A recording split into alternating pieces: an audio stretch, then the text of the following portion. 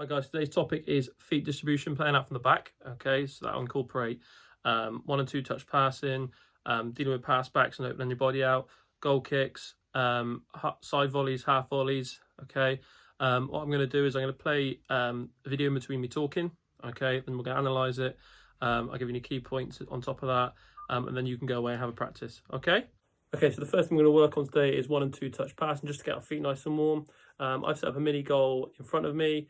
All I'm going to be looking to do is play that ball through that mini goal against the wall or to a partner using both my right and my left foot. 1 and 2 touch, mix it up. Once you've got your feet nice and warm, then we're ready to move on. I'd spend 2 to 3 minutes doing this or until you're happy that you're ready to move on.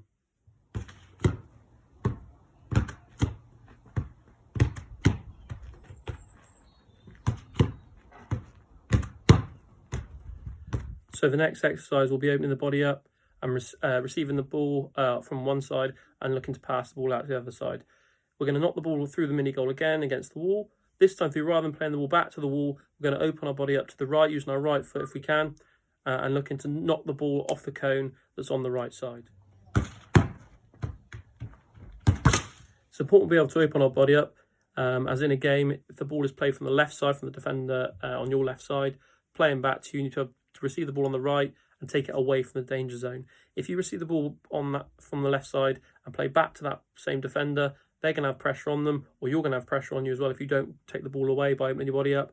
Even if that touch is too heavy, okay, as long as it's in the right direction, there's a lot more margin for error than if you were to take it back into where the ball's just come from.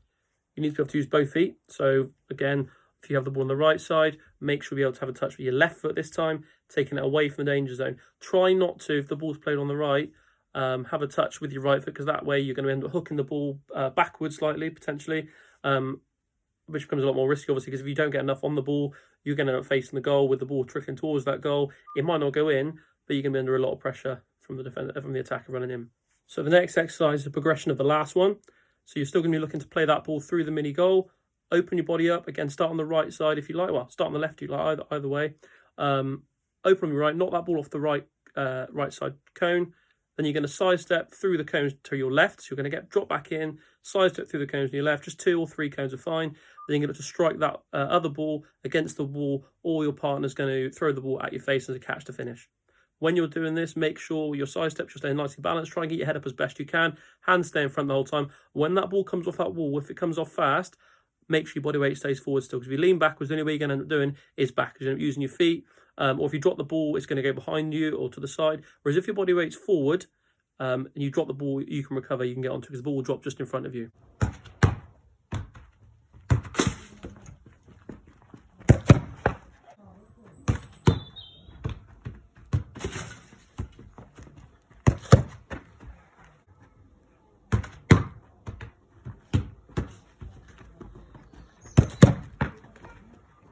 Once you've done 3 on one side, then you're going to switch to the opposite side.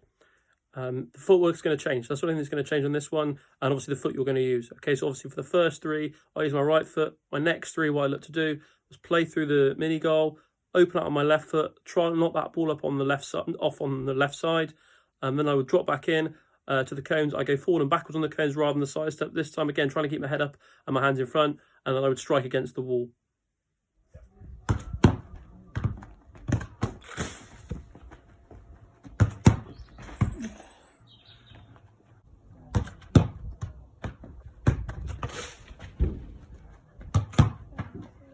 So the next exercise, we're going to work on our handling and our quick release, okay?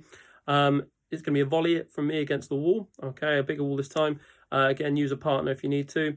Take the catch. You're then going to spin. You're looking to side volley then in between 2 objects. I've put 2 poles down, but you can obviously use any objects you want to use. Again, I'm going for sort of goal height. Anything lower than that is what I'm looking for. I've gone quite low with my strike. Purpose of the side volley is to get the ball out to your defenders or wingers as quickly as you possibly can. So that's what I've looked to do.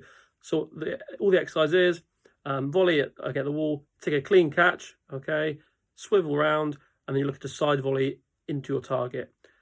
I've put my poles about 1 foot apart. You want to make yours a little bit wider to start with. You might make them narrower.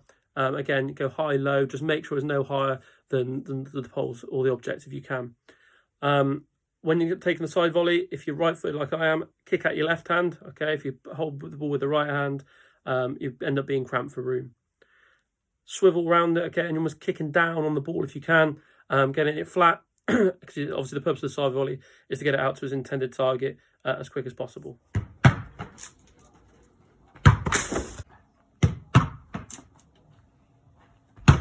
Next exercise is goal kicks. Key points to goal kicks. 4 to 6 steps back. I take 5. Once you've done your steps back, 1.5 to the side. Run up to the ball. Stay nice and low with the left leg. Knee points the direction you're going in, as does the body. All right, so if you're going to left, that's the way you must face. Shoulders must stay upright, because if you lean your shoulders either side, that will pull the kicking foot away from the ball, or you end up hooking it or slicing it slightly. Once you make contact with the ball, then the left knee will look to straighten.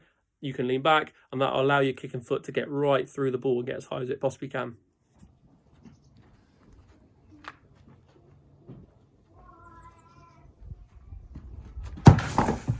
A couple of exercises to improve technique of goal kick. Very simple ones. 1 step run up. Okay, so it is what it says. Ball goes down, 1 step straight back, 1/2 a step to the left, then plant that left foot next to the ball and just swing through it, okay?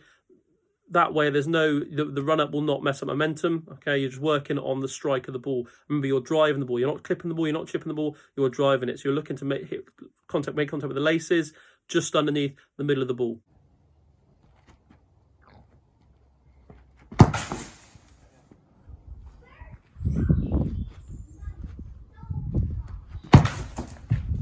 And the final one we're going to do today is the half volley. Half volley, in my opinion, is a very underused kick, okay, a very underused type of distribution these days. I used to use it quite a lot. It's a good alternative to the side volley, in my opinion, because it's quite a flat kick, okay. It's a good way to sort of get the ball out quickly to attacking players. 2 hands on the ball, face the way you're going to kick, and the ball just drops in front of you. As that ball drops, that other foot comes, your kicking foot will come straight through the ball.